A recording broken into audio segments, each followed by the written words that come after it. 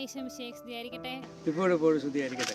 അച്ഛൻ ഇന്ന് അച്ഛൻ്റെ ഓർഡിനേഷൻ ഡേ ആണല്ലോ, 9 വർഷമായി. അതായത് ഇന്ന് എൻ്റെ ഓർഡിനേഷൻ ഡേ ആണ്. അതായത് ജീവിതത്തിൽ ഏറ്റവും കൂടുതൽ സന്തോഷിക്കുന്ന ഒരു ദിവസമാണ് എന്ന് വെച്ചാൽ വേറെ എന്തിനേക്കാളും ഞാൻ ഇന്ന് ആലോചിക്കുന്ന ഒരു കാര്യം എന്ന് വെച്ചാൽ എനിക്ക് ഇന്ന് പൗരോഹിത്യത്തിലേക്ക് വന്നില്ലായിരുന്നെങ്കിൽ ഞാൻ സീറോ ആയി പോകുന്നൊരു ഒരു ഒരു ഫീലിംഗ് ആണ് എനിക്ക്. കാരണം ഇന്ന് ഞാൻ ഡിസംബർ 26 മേ ബി ഒരു 9 മണിക്കാണ് എൻ്റെ റിസപ്ഷൻ. അത് കഴിഞ്ഞ് അച്ഛന്മാരൊക്കെ വന്ന് നമ്മളെ വെസ്റ്റ് ചെയ്യിക്കുന്നു, പിന്നെ ഇതെല്ലാം ചെയ്യിക്കുന്നു, ഞാൻ പള്ളിയിലേക്ക് പോകുന്നു, പിന്നെ അവിടെ ഇൻട്രൊഡക്ഷൻ പറയുന്നു. അപ്പോൾ പൗരോഹിത്യത്തിലേക്ക് ആ ആൾത്താരയിലേക്ക് നടക്കുന്ന ഓരോ നിമിഷവും എനിക്ക് ഭയങ്കരമായൊരു ഒരു ഒരു ഉന്മാദം എന്ന് പറയും. അതായത് നമുക്കിങ്ങനെ ഈ പറയത്തില്ലേ, നമ്മൾ പാട്ടിനകത്തൊക്കെ ഉന്മാദം എന്നൊക്കെ പറഞ്ഞു കഴിഞ്ഞാൽ നമുക്കിങ്ങനെ തുടിക്കുന്നൊരു ഫീലിംഗാണ്.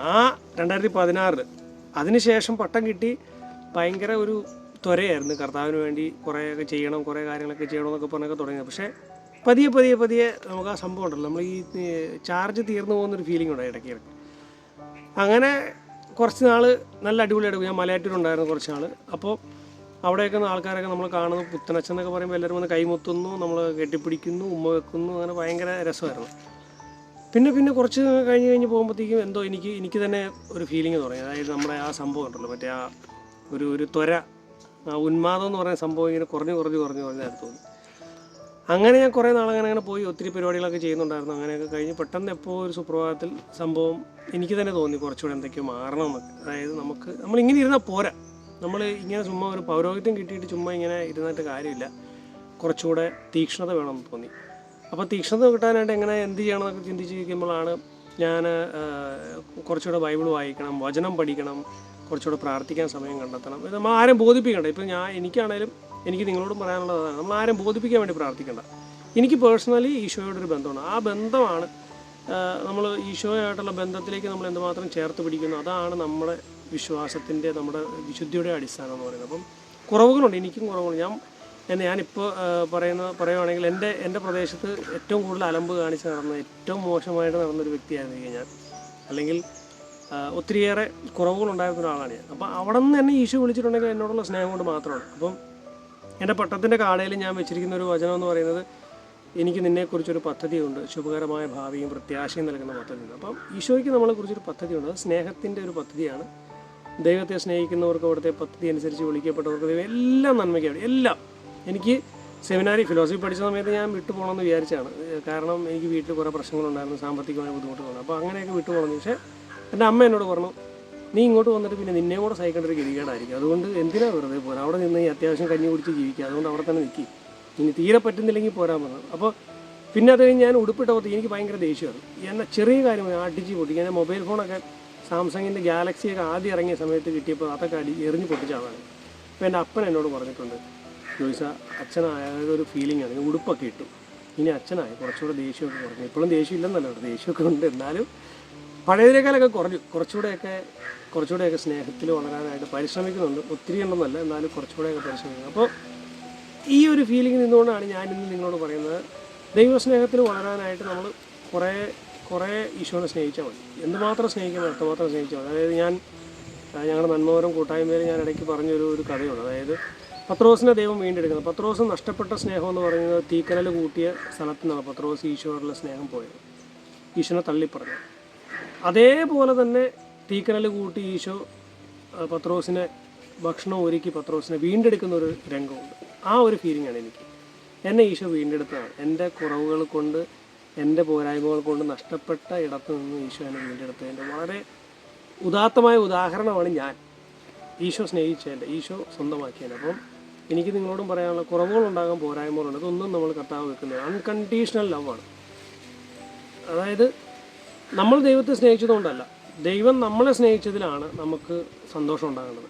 അപ്പോൾ കൊച്ചു ത്രേസ്യ പറയുന്നൊരു കാര്യമുണ്ട്. പണ്ട് ഞങ്ങളുടെ ഇവിടെ ധ്യാനത്തിന് പോയപ്പോൾ കേട്ടൊരു കാര്യമാണ്, ഈശോയെ ഞാൻ നിന്നെ സ്നേഹിക്കുന്നത് സ്വർഗം കിട്ടുമെന്നുള്ള പ്രതീക്ഷ കൊണ്ടല്ല, ഈശോയെ ഞാൻ നിന്നെ സ്നേഹിക്കുന്നത് നരകത്തിൽ പോകുമെന്നുള്ള പേടി കൊണ്ടല്ല, ഈശോയെ ഞാൻ നിന്നെ സ്നേഹിക്കുന്നത് എനിക്ക് നിന്നെ സ്നേഹിക്കാതിരിക്കാൻ പറ്റാത്തതുകൊണ്ടാണ്. അപ്പം എനിക്ക് പറയാനുള്ളത്, ഈശോയെ സ്നേഹിക്കാതിരിക്കാൻ പറ്റത്തില്ല നമുക്ക്. ആ സ്നേഹമാണ് വേണം. അപ്പോൾ ദിവ്യകാരുണ്യത്തോടുള്ള സ്നേഹം, കുറച്ച് സമയമാണെങ്കിലും ഈശോയോടൊപ്പം ഇരിക്കാനായിട്ട് നമുക്ക് പറ്റണം, ആ സ്നേഹത്തിൽ വളരാൻ നമുക്ക് പറ്റണം. ഇപ്പോൾ ഞാൻ ശുശ്രൂഷ ചെയ്യുന്നത് മൈസൂർ മണ്ഡ്യ ിലുള്ള ഒരു ആശ്വാസത്തിന് എന്ന് പറയുന്ന ഒരു സ്പെഷ്യൽ സ്കൂളാണ്. എൻ്റെ കുട്ടികളോട് കൂടെയൊക്കെ ഇരിക്കുമ്പോൾ ആ കുട്ടികളുടെ കൂടെ അവരുടെ കാര്യങ്ങളൊക്കെ നടത്തുമ്പോൾ അവർ ചിലപ്പോൾ ഡിഫറെൻ്റ്ലി ഏബിളായിട്ടുള്ള കുട്ടികളാണ്. അപ്പോൾ അവരുടെ കൂടെയൊക്കെ ഇരുന്ന് അവരുടെ കൂടെ പാട്ട് പാടുമ്പോൾ കളിക്കുമ്പോൾ അവരുടെ കാര്യങ്ങളൊക്കെ ചെയ്തു കൊടുക്കുമ്പോഴൊക്കെ കിട്ടുന്നൊരു സന്തോഷമുണ്ട്. അവരുടെ വീടുകളിൽ പോകുമ്പോൾ കിട്ടുന്നൊരു സന്തോഷം. അപ്പോൾ ഞാൻ ആദ്യമായിട്ട് അവിടെ ചെല്ലുമ്പോൾ എനിക്ക് ഇച്ചിരി മുടിയൊക്കെ ഉണ്ടായിരുന്നു ആദ്യം. അപ്പോൾ ഞാൻ ആ വണ്ടിയിൽ നിന്ന് ഇറങ്ങിയ സമയത്ത് ഇതേ യേശുസ്വാമി എന്ന് പറഞ്ഞാൽ എന്നെ വിളിച്ചത്. അപ്പോൾ ഈശോയായിട്ട് മാറേണ്ടവരാണ് ഞാൻ നിങ്ങളൊക്കെ. അപ്പം അങ്ങനെ ഈശോയായിട്ട് നമ്മളുള്ള സ്ഥലങ്ങളിലൊക്കെ പൗലോസ്ലീഹ പറയുന്നില്ലേ, ഇനിമേൽ ഞാനല്ല ക്രിസ്തുവാണ് എന്നിൽ ജീവിക്കുന്നത്. അപ്പം ഞാനല്ല, ക്രിസ്തു എന്നിലൂടെ ജീവിക്കാൻ പറ്റണം എവിടെയാണെങ്കിലും. അപ്പോൾ നമുക്ക് ക്രിസ്തുവായിട്ട് തീരണം, മറ്റൊരു ക്രിസ്തുവായി ലോകത്തിൽ ജീവിക്കാനായിട്ട്, ക്രിസ്തുവിനെ പോലെ ക്രിസ്തുവായിട്ട് ജീവിക്കാൻ നമുക്ക് സാധിക്കട്ടെ. അപ്പോൾ അതിന് വേണ്ടിയിട്ട് നമ്മൾ ഈശോയെ കൂടുതൽ സ്നേഹിക്കണം, ഈശോയോട് കൂടുതൽ അടുക്കണം, വചനം വായിക്കണം, വിശുദ്ധ കുർബാനയിൽ പങ്കെടുക്കണം, പ്രാർത്ഥിക്കണം.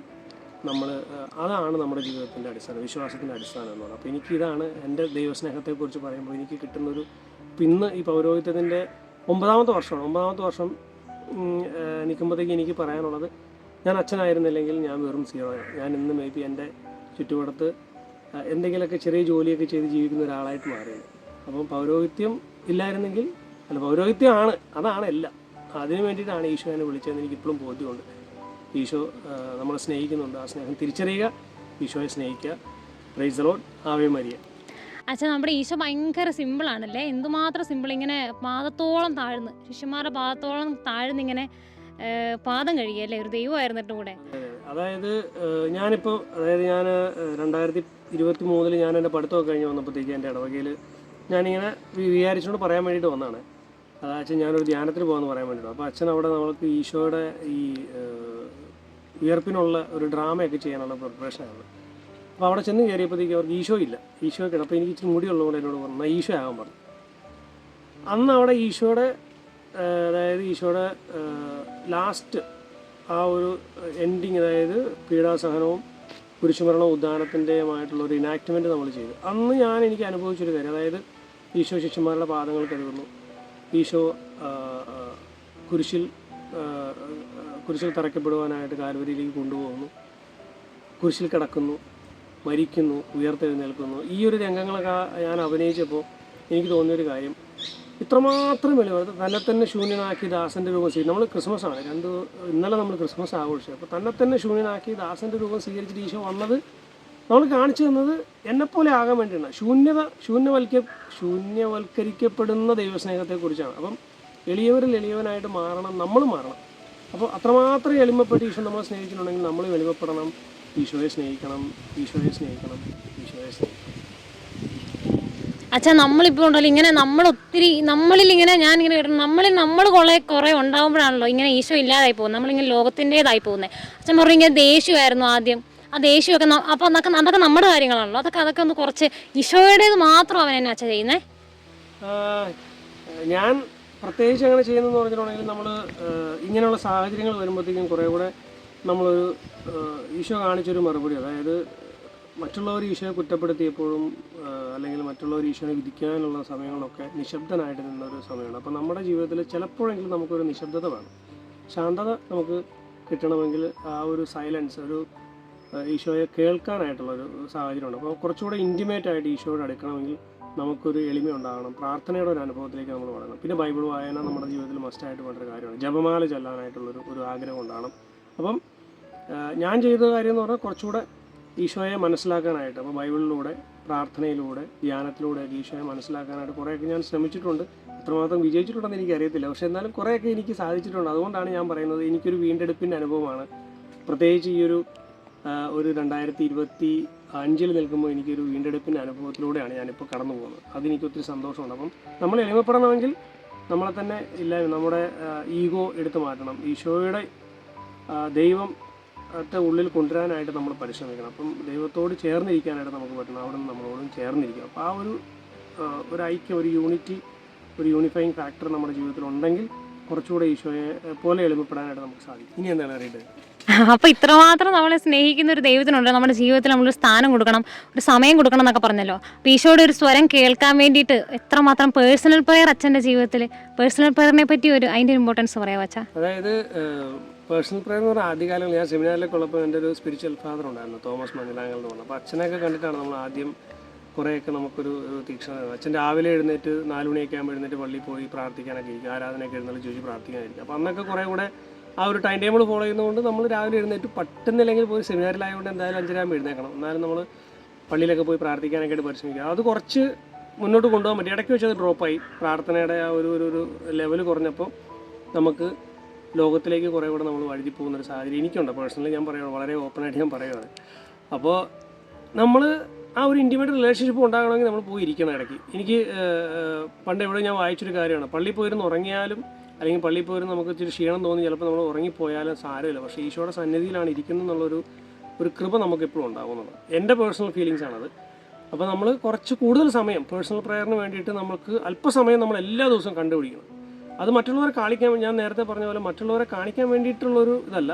മറ്റുള്ളവർ കാണുന്നതിന് വേണ്ടി ഞാൻ പള്ളിയുടെ മുമ്പിൽ പോയിരുന്ന കണ്ണൊക്കെ അടച്ച് ഭയങ്കര ഭക്തിയാണ്, കൊന്തയൊക്കെ എടുത്തിട്ട് നമ്മളിങ്ങനെ ഉരുട്ടി ഭയങ്കര കൈ വിരിച്ച് പിടിച്ച് നിൽക്കുന്നു. പിന്നെ നമുക്ക് കാണിക്കാൻ പറ്റുന്ന പല പല കാര്യങ്ങളൊക്കെ നമ്മൾ ആ പുറകെ നിൽക്കുന്നവരെ കാണിക്കാൻ വേണ്ടി, അതിന് വേണ്ടിയിട്ടല്ല. പേഴ്സണലി എനിക്കൊരു ബന്ധമുണ്ടാണ് ഈശോയുടെ. അപ്പോൾ നമ്മൾ കുറച്ച് സമയം പേഴ്സണലായിട്ട് ആരും നോക്കാനുണ്ടോ നോക്കാനില്ല എന്നുള്ളതല്ല, നമ്മൾ പോയി അവിടെ ഇരിക്കുക, ഈശോയുടെ അടുത്ത് പോയിരുന്നിട്ട് അവൻ പറയുന്നത് കേൾക്കുക. നമ്മൾ ചുമ്മാ നമ്മുടെ കർത്താവ് എനിക്ക് അത് വേണം, ഞാൻ പരീക്ഷ എഴുതിയിട്ടുണ്ട്, പരീക്ഷയ്ക്ക് എനിക്ക് ഫുൾ മാർക്ക് കിട്ടണം, ഞാൻ IELTS എഴുതിയിട്ടുണ്ട്, OET എഴുതിയിട്ടുണ്ട്, അല്ലെങ്കിൽ ഞാൻ ഒരു കാര്യം ചോദിച്ചിട്ടുണ്ട് അതെനിക്ക് കിട്ടണം, അല്ലെങ്കിൽ എനിക്ക് എൻ്റെ വീട്ടിൽ അത് വേണം, എനിക്ക് വണ്ടി വേണം, എനിക്ക് ഭയങ്കര ആഗ്രഹം. പണ്ട് എനിക്ക് ലാപ്ടോപ്പ് വേണമെന്ന് ഭയങ്കര, ഞാൻ ഈ ഫോട്ടോഷോപ്പും ഈ എഡിറ്റിംഗ് ഒക്കെ ചെയ്യുന്നുണ്ട്, ലാപ്ടോപ്പ്. അപ്പോൾ അമ്മ എന്നോട് പറഞ്ഞ് കിട്ടേണ്ട സമയത്ത് അത് കിട്ടുമെന്ന് പറഞ്ഞു. ചില കാര്യം നമുക്ക് കിട്ടേണ്ട സമയത്ത് അത് കിട്ടിയില്ലെങ്കിൽ നമ്മുടെ ജീവിതം കിട്ടേണ്ട സമയത്ത് അത് കിട്ടിയെന്ന് വെച്ചാൽ നമുക്ക് ചില തോണ്ടലുകൾ വേണം. ഞങ്ങളുടെ കാറ്റീസം പഠിപ്പിച്ച ഒരു ജോപ്പച്ച സാർ പറയുന്നത്, നിങ്ങൾക്ക് ദൈവത്തിൻ്റെ ഒരു തോണ്ടൽ വേണം. ആ തോണ്ടൽ എന്ന് പറഞ്ഞിട്ടുണ്ടെങ്കിൽ ദൈവത്തിന് ചില അടി കിട്ടണം. അടി കിട്ടുമ്പോഴേ നമ്മൾ തലയ്ക്ക് അടി കിട്ടുമ്പോഴേ നമ്മൾ തല എടുത്ത് നോക്കുകയുള്ളൂ എന്ന് പറയുന്ന പോലെ പൗലോസ്ലീഹ കുതിരപ്പുറത്തുനിന്ന് വീണപ്പോഴാണ് പൗലോസ്ലീഹയ്ക്ക് ഈശോയുടെ സ്നേഹം തിരിച്ചറിഞ്ഞത്. അപ്പോൾ അതുപോലെ നമ്മൾ വീഴ്ചകളുണ്ടാകുമ്പോൾ ഈശോയുടെ അടുത്തേക്ക് ചെല്ലണം. നമുക്ക് പ്രാർത്ഥന ഒരു ഇമ്പോർട്ടൻ്റ് ആയിട്ടുള്ള കാര്യമാണ്. സീരിയസ് ആയിട്ട് പറയാനുള്ള കാരണം, പ്രാർത്ഥിക്കാനായിട്ട് അല്പസമയം എല്ലാ ദിവസവും വേണം നമുക്ക്. അത് രാവിലെ ആകാം, ഉച്ചയ്ക്കാകാം, സമയം കിട്ടുമ്പോൾ ഈശോയുടെ അടുത്ത്, അതായത് കിട്ടുമ്പോൾ ഈശോയുടെ അടുത്ത് പോയി പ്രാർത്ഥിക്കാനായിട്ട് നമ്മൾ സമയം കാണും. നമ്മൾ നമ്മുടെ പ്രത്യേകിച്ച് നമ്മുടെ മാതാപിതാക്കളൊക്കെ, എൻ്റെ അമ്മ അങ്ങനെയാണ്, കുറേ സമയം പുള്ളി പ്രാർത്ഥനയ്ക്ക് വേണ്ടി ചിലവഴിക്കുന്നതാണ്. അപ്പോൾ നമുക്ക് ആ ഒരു എനർജി വേണമെങ്കിൽ ചാർജ് ചെയ്യപ്പെടണം. നമ്മൾ മൊബൈൽ കൊണ്ട് നമ്മൾ പ്ലഗിനകത്ത് കുത്തി ചാർജ് ചെയ്യുന്നത് പോലെ നമ്മളെ തന്നെ ഈശോയുടെ അടുത്ത് കൊണ്ട് കുത്തി വെക്കണം. ഈശോയുടെ ദിവ്യകാരുണ്യത്തിന് മുമ്പിൽ കൊണ്ട് കുത്തി വെക്കണം. അല്ലെങ്കിൽ ഈശോയുടെ സാന്നിധ്യത്തിൽ നമ്മൾ പ്രാർത്ഥനയിൽ പേഴ്സണൽ പ്രയർ ചിലപ്പോൾ നമുക്ക് പള്ളിയിൽ പോകാൻ പറ്റാത്ത സാഹചര്യം ഉണ്ടെങ്കിൽ കുറച്ച് സമയം ശാന്തമായി ഇരുന്നിട്ട് ഈശോയുടെ അടുത്തേക്ക് നമ്മൾ തിരുഹൃദയത്തിലേക്ക് നമ്മൾ കുത്തി ആ മുറിവുണ്ടല്ലോ. അപ്പോൾ പ്രത്യേകം ഇപ്പോൾ നമ്മൾ ചാർജറിൻ്റെ 2 ഹോളൊക്കെ പറയുന്ന പോലെ ഈശോയുടെ തിരുമുറിവുകളിലേക്കോ അല്ലെങ്കിൽ ഈശോയുടെ കൈകളിലെ മുറിവുകളിലേക്കോ തിരുമുറിവുകളിലേക്കൊക്കെ നമ്മളെ സ്വന്തമായിട്ട് ഈശോനെ എടുത്തു വെച്ചിട്ട് നമ്മൾ ചാർജ് ചെയ്യണം. ആ ചാർജിങ് ആണ് നമ്മുടെ പ്രാർത്ഥന എന്ന് പറയുന്നത്. അപ്പോൾ ആ ചാർജിങ് നമുക്ക് വേണം. അതില്ലെങ്കിൽ നമ്മൾ അട്ടർലി ബട്ടർലി ഫ്ലോപ്പായിരിക്കും നമ്മുടെ ജീവിതം. അപ്പം അങ്ങനെ ആകാതിരിക്കണമെങ്കിൽ നമുക്ക് പ്രാർത്ഥന വേണം. അപ്പോൾ നമ്മൾ പ്രാർത്ഥന, പേഴ്സണൽ പ്രയർ ഏറ്റവും ഇമ്പോർട്ടൻ്റ് ആയിട്ടുള്ള കാര്യമാണ്. നമ്മുടെ വിശുദ്ധിയിൽ വളരണമെങ്കിൽ വളരെ ഇമ്പോർട്ടൻ്റ് ആണ്. പിന്നെ ഇപ്പോൾ ഈ എനർജിയുടെ കാര്യം പറഞ്ഞല്ലോ, നമ്മുടെ ഈ നന്മമരത്തിന് ഒത്തിരി ഗ്യാതറിംഗ് ഉണ്ട്. അപ്പോൾ ടീൻസ് ഗ്യാതറിംഗ്, അങ്ങനെ ഗ്യാതറിംഗ് കിഡ്സും ഒക്കെ ഉണ്ടല്ലോ. അപ്പോൾ അച്ഛൻ ഈ എല്ലാ ഗ്യാതറിങ്ങിനും വന്നിട്ട് ഈ ടീൻസ് പിള്ളേരുടെ, യൂത്ത് പിള്ളേരുടെ ആ ഒരു വൈബ് അച്ഛൻ പിടിക്കുന്നത്, ആ ഒരു എനർജി ഉണ്ടല്ലോ അച്ഛൻ എപ്പോഴും ഹാപ്പി ആയിട്ടിരിക്കുന്നു. അച്ഛന് ഭയങ്കര എനർജറ്റിക് ആണ്. അപ്പോൾ ആ ഒരു എനർജിയുടെ ആ ഒരു സീക്രട്ട് പറയാമോ? അതായത് എനർജി ഇപ്പോൾ ചിലപ്പോൾ എന്നോട് പറയാറുണ്ട്, അച്ഛൻ ചിലപ്പോൾ ഒരു വീഡിയോ ഒക്കെ എടുക്കാൻ വരുമ്പോഴത്തേക്കും ഭയങ്കര ആ ഒരു ചിരി, എപ്പോഴും ആ ചിരിച്ചൊക്കെ ഇങ്ങനെ സംസാരിക്കുന്ന, ഒരു ഹാപ്പി ആയിട്ടിരിക്കുന്ന ആ ഒരു ചിരി. ഞാൻ പറഞ്ഞില്ലേ, ഇത് എനിക്ക് ചിരിക്കാൻ പറ്റുന്നുണ്ടെങ്കിൽ അത് ഈശോയുടെ ദിവ്യകാരുണ്യത്തിൽ കിട്ടുന്നത്. എന്നോട് ഞാൻ ദീപ്തി ഭവൻ, ഞാൻ MST സഭയിലുള്ള ഒരു MST സമൂഹത്തിലുള്ള ഒരു വൈദികനാണ്. അപ്പോൾ MST സമൂഹത്തിൽ ഞാൻ വൊക്കേഷൻ പ്രൊമോട്ടറായിരുന്നു. അപ്പോൾ അസീസിയിലെ ഒരു ജോർജ് കുട്ടിയച്ഛനാണ്, ജോർജ് ഉപ്പൂറത്ത് അച്ഛനായിരുന്നു എൻ്റെ സ്പിരിച്വൽ ഫാദർ ആ ഒരു 3 വർഷ സമയത്ത്. അപ്പോൾ അച്ഛൻ്റെ അടുത്ത് പോയി ഞാൻ സംസാരിക്കുമ്പോൾ അച്ഛൻ പറയും, നമുക്ക് കിട്ടിയേക്കുന്ന ഏറ്റവും വലിയ പവർഫുള്ളായിട്ടുള്ള ഒരു സോഴ്സ് ഓഫ് പവർ എന്ന് പറയുന്നത് ദിവ്യകാരുണ്യമാണ്. അപ്പം നമ്മൾ ദിവ്യകാരുണ്യം കാഴ്ചവെപ്പിന് ഉയർത്തുമ്പോഴും ദിവ്യകാരുണ്യം വിഭജിച്ച് നമ്മൾ കൂദാശ പ്രാർത്ഥനകൾ നടത്തുമ്പോഴും പരിശുദ്ധാത്മാവിൻ്റെ ആഗമനത്തിന് വേണ്ടി പ്രാർത്ഥിക്കുമ്പോഴും പിന്നെ ദിവ്യകാരുണ്യം ഉയർത്തി പ്രാർത്ഥിക്കുമ്പോഴൊക്കെ നമ്മളെപ്പോഴും ചേർന്ന് നിന്ന് പ്രാർത്ഥിക്കുന്ന ഒരു കാര്യം ഈശോയെ കൂടുതൽ സ്നേഹിക്കാൻ പറ്റുന്നത്. എൻ്റെ ഒരു സുഹൃത്തുണ്ട് മനസ്സുകാരി വെച്ച്, അദ്ദേഹം പറഞ്ഞൊരു കാര്യം, സിജോ എന്നാണ് അച്ഛൻ്റെ പേര്. അച്ഛൻ പറഞ്ഞൊരു കാര്യം ഇതാണ്, നമ്മൾ ജീവിതത്തിൽ അഹങ്കരിക്കാനായിട്ട് ഇടവരല്ലേ എന്ന് പ്രാർത്ഥിക്കണം. അപ്പോൾ നമ്മൾ എളിമപ്പെടുന്നുണ്ടെങ്കിൽ നമുക്ക് സന്തോഷമാണ്. അപ്പോൾ ഈ ഫിലിപ്പിയർ ലേഖനത്തിൽ പറയുന്നില്ലേ, ഞാൻ പറയുന്നു സന്തോഷിക്കുക, ഞാൻ വീണ്ടും പറയുന്നു സന്തോഷിക്കുക. അപ്പോൾ സന്തോഷത്തോടുകൂടെ ആയിരിക്കുക, ഇടപെടാതെ പ്രാർത്ഥിക്കുക, എല്ലാ കാര്യങ്ങളും ദൈവത്തിന് നന്ദി പറയുക. ഇതാണ് യേശു ക്രിസ്തുവിൽ എന്നെ സംബന്ധിച്ചിടത്തോളം നമ്മൾ ഓരോരുത്തരെയും സംബന്ധിച്ചിടത്തോളം ദൈവഹിതം എന്ന് പറയുന്നത്. അപ്പോൾ അതിന് വേണ്ടിയിട്ട് പരിശ്രമിക്കണം. അപ്പോൾ നമ്മൾ സന്തോഷത്തോടെ ഇരിക്കുമ്പോൾ സന്തോഷം കൊടുക്കാൻ പറ്റും. ഈശോ നമ്മളിൽ സന്തോഷിക്കുന്നുണ്ടെങ്കിൽ ഞാൻ നിന്നിൽ പ്രസാദിച്ചിരിക്കുന്നു എന്ന് പറയിക്കാനായിട്ട് നമ്മൾ ഉള്ളിൽ ആ ഒരു സന്തോഷം ഉണ്ടാകും. സുവിശേഷത്തിൻ്റെ ആനന്ദം എന്നൊക്കെ പറയുന്നത് അതാണ്. നമ്മൾ ഉള്ളിൽ ഞാൻ ചെയ്യുന്നത് ഇപ്പോൾ എൻ്റെ കുട്ടികളുടെ കൂടെ ആയിരിക്കും എനിക്ക് ഭയങ്കര സന്തോഷമാണ്. അവരുടെ കൂടെ എൻ്റെ ടീച്ചേഴ്സ്, എൻ്റെ അവിടെയുള്ള സിസ്റ്റേഴ്സ്, അച്ഛന്മാർ എല്ലാവരും ഭയങ്കര എനർജി എനിക്ക് തരുന്നുണ്ട്. അപ്പോൾ ആ എനർജി മറ്റവർക്ക് കൊടുക്കുന്നതിനാണ് എൻ്റെ സന്തോഷം. അപ്പോൾ അതാണ് എനിക്ക് സന്തോഷിക്കാനായിട്ടുള്ള ഒരു വക എന്ന് പറയുന്നത്. കർത്താവിൽ ഞാൻ ആനന്ദിക്കുന്നു. അപ്പോൾ അച്ഛൻ ഹാപ്പി ഓർഡിനേഷൻ്റെ അച്ഛൻ്റെ 9 വർഷം ഇന്ന് കംപ്ലീറ്റ് ചെയ്തല്ലേ? ഇന്ന് 9 വർഷമായി പൗരോഹിത്യം സ്വീകരിച്ചിട്ട്. അതായത് 2016 ഡിസംബർ 26-ാം തീയതിയാണ് ഞാൻ അഭിമന്യ സെബാസ്റ്റ്യൻ ഇടയന്ത്രത്ത് പിതാവിൽ നിന്നാണ് പൗരോഹിത്യത്തിൻ്റെ അഭിഷേകം സ്വീകരിച്ചത്. അപ്പം പിന്നെ എൻ്റെ അപ്പനും അമ്മ, ചേച്ചി, അനിയൻ, ചേട്ടനുണ്ട്, അനിയൻ്റെ വൈഫ്, കുട്ടികൾ, ചേട്ടൻ്റെ ചേച്ചിയും ചേട്ടനും കുട്ടികളൊക്കെ ഉണ്ട്. അവരുടെയൊക്കെ പ്രാർത്ഥന എൻ്റെ, അതായത് ഞാൻ അട്ടപ്പാടിയിൽ ഒരിക്കൽ ധ്യാനത്തിൽ പോയപ്പോഴത്തേക്കും ബിനോയിച്ചൻ എന്നോട് പറഞ്ഞു, അച്ഛൻ്റെ അമ്മയുടെ പ്രാർത്ഥനയും കണ്ണീരൊക്കെ ഒത്തിരി, അച്ഛൻ്റെ അമ്മയുടെ കണ്ണീരും പ്രാർത്ഥന മാത്രമല്ല, എനിക്ക് വേണ്ടി പ്രാർത്ഥനയുടെ കരങ്ങൾ ഉയർത്തുന്ന ഒത്തിരിയേറെ പേരുണ്ട്. കരഞ്ഞ് എനിക്ക് വേണ്ടി പ്രാർത്ഥിക്കുന്നത്, എൻ്റെ പ്രതിസന്ധികളിൽ എന്നെ വഴി നടത്തുന്ന എന്നെ പ്രാർത്ഥന. ഇപ്പോൾ എനിക്ക് എൻ്റെ ഒരു വലിയ ഫാമിലി എന്ന് പറയുന്നത് നന്മവരം കൂട്ടായ്മയാണ്. അപ്പോൾ ആ നന്മവരത്തിൽ നിങ്ങൾക്കും ഇതുപോലെയൊക്കെ ശക്തിപ്പെടാനായിട്ട് പറ്റും. നമുക്ക് അതിനകത്ത് കുഞ്ഞു നന്മവരമുണ്ട്, പ്രീ ടീൻസ് ഉണ്ട്, ടീൻസ് ഉണ്ട്, യൂത്ത് ഉണ്ട്, അമ്മമാരുടെ കൂട്ടായ്മയുണ്ട്, അങ്ങനെ ഒത്തിരിയേറെ കൂട്ടായ്മകളൊക്കെ ഉണ്ട്. അപ്പം നമ്മൾ സൺഡേ ഗ്യാതറിംഗ് ഉണ്ട്, അങ്ങനെയുള്ള ഒത്തിരിയേറെ കൂട്ടായ്മകൾ. ഇതൊക്കെ നമ്മളെ കൂട്ടായ്മയിലായിരിക്കുമ്പോൾ നമ്മൾ ഒത്തിരിയേറെ ശക്തി നമുക്ക് കിട്ടും. അതായത് 1-2 പേർ എൻ്റെ നാമത്തിൽ ഒന്നിച്ച് കൂടുന്നിടത്ത് അവരുടെ മധ്യേ ഞാനുണ്ട് എന്ന് പറയുന്നത്. അപ്പോൾ ഒത്തിരിയേറെ പേരുണ്ട് നമ്മളെ ഇൻഫ്ലുവൻസ് ചെയ്യാനായിട്ട്, നമ്മളെ ജ്വലിപ്പിക്കാനായിട്ട് എന്നേക്കാളൊക്കെ ശക്തമായ ഒത്തിരിയേറെ പേരുണ്ട്. ഇപ്പോൾ എൻ്റെ മുമ്പിൽ ഇപ്പോൾ ഈ വീഡിയോ എടുത്തുകൊണ്ടിരിക്കുന്ന സ്നേഹയൊക്കെ ഉണ്ട്. അതുപോലെ തന്നെ ഒത്തിരിയേറെ ആശിഷേട്ടനുണ്ട്, ആശിഷേട്ടനൊക്കെ ഉണ്ട്. ആശിഷേട്ടനൊക്കെ പറഞ്ഞാൽ തീയാണ്, തീ പന്തമാണ്. അപ്പോൾ ആ പന്തം കത്തി ജ്വലിക്കുന്നതുകൊണ്ടാണ് ഞങ്ങളെല്ലാവരും ഇങ്ങനെ ജ്വലിച്ചിരിക്കുന്നത്. അപ്പോൾ അതുപോലെ അത്തിക്കളം പിതാവുണ്ട്, ബിനോയച്ചനുണ്ട്, അമലച്ചനുണ്ട്, ജോസച്ചനുണ്ട്, അങ്ങനെ ഒത്തിരിയേറെ അച്ഛന്മാരുണ്ട്. അതുപോലെ തന്നെ ഒത്തിരിയേറെ യുവാക്കളുണ്ട്, ഈശോയ്ക്ക് വേണ്ടിയിട്ട് ഇങ്ങനെ കത്തി നിൽക്കുന്ന യുവാക്കൾ. അപ്പോൾ അവരുടെയൊക്കെ സ്നേഹവും ആ ഒരു ഇതൊക്കെ കാണുമ്പോൾ നമുക്ക് പ്രാർത്ഥിക്കാതിരിക്കാൻ പറ്റത്തില്ല, അല്ലെങ്കിൽ നമുക്ക് ഈശോയെ സ്നേഹിക്കാതിരിക്കാൻ പറ്റത്തില്ല. അപ്പോൾ നിങ്ങളും അതിലേക്ക് വരണമെന്നാണ് എൻ്റെ ഒരു പ്രാർത്ഥനയും ആഗ്രഹമൊക്കെ. ദൈവം അനുഗ്രഹിക്കട്ടെ എന്ന് പ്രാർത്ഥിക്കുന്നു. ആമേൻ. അച്ഛാ, ഈ 9 കൊല്ലം ഇങ്ങനെ ഈശോയെ കൈകളിലെടുത്ത് കുർബാനയൊല്ലി ഈശോയെ ഇങ്ങനെ നെഞ്ചോട് ചേർത്ത് വെച്ചൊരു 9 കൊല്ലമായിരുന്നല്ലോ. ഈ ലോകത്തിൽ നിന്നൊക്കെ വിട്ടുമാറിയപ്പോൾ പുറത്തുനിന്ന് നോക്കുമ്പോഴത്തേനും ഈ അച്ഛന്മാരൊക്കെ ഈ പൗരോഹിത്യമൊക്കെ ഒത്തിരി അഭിമാനിക്കപ്പെടുന്ന ഒരു കാലഘട്ടമാണ്. ഇങ്ങനെ മണ്ടന്മാരാണ് പുറത്തുനിന്ന് കാണുന്നവർ അങ്ങനെ ഓർക്കും, മണ്ടന്മാരാണല്ലോ ഇവർ ഈ ജീവിതമൊക്കെ വിട്ടേ ഈ പണിക്ക് പോയേക്കുന്നത്. പക്ഷേ ഈ ദിവ്യാൻ ഈശോയെ ഇങ്ങനെ ചങ്കോട് ചേർത്ത് വെച്ച് ജീവിച്ചൊരു 9 കൊല്ലമായിരുന്നേ. അച്ഛൻ്റെ എക്സ്പീരിയൻസ് പറയാമോ? അതായത് ഞാൻ പറഞ്ഞല്ലോ, ആദ്യത്തെ കാലഘട്ടങ്ങളൊക്കെ എനിക്ക് ഭയങ്കര തീക്ഷ്ണത, ഇടയ്ക്ക് വെച്ച് ചിലപ്പോൾ, അതായത് ഞാൻ ഈ പറഞ്ഞ പോലെ ചില സാഹചര്യങ്ങളിൽ ആ ഒരു തീക്ഷ്ണതയിൽ കുറച്ച് കുറവുകളൊക്കെ വന്നിട്ടുണ്ട്. അതായത് നമ്മൾ വെല്ലുവിളികൾ നേരിടുന്ന ഒരു കാലഘട്ടം ഉണ്ടായിട്ടുണ്ട്. നമുക്ക് പൗരോഹിത്യത്തെ വളരെ വളരെ മോശമായി ചിത്രീകരിക്കുന്ന ചില സാഹചര്യങ്ങളോ, അല്ലെങ്കിൽ നമ്മുടെ ജീവിതത്തിൽ താഴ്ന്നു പോയ, അതായത് അതിന് കാരണം നമ്മൾ പ്രാർത്ഥനയിൽ നിന്നൊക്കെ മാറി നടക്കുന്ന കാലഘട്ടമാണ്. അപ്പോൾ ആ ഒരു കാലഘട്ടത്തിലുണ്ടായ ചില കുറവുകൾ എൻ്റെ കുറവുകൾ കൊണ്ട് തന്നെ ആയിരിക്കാം.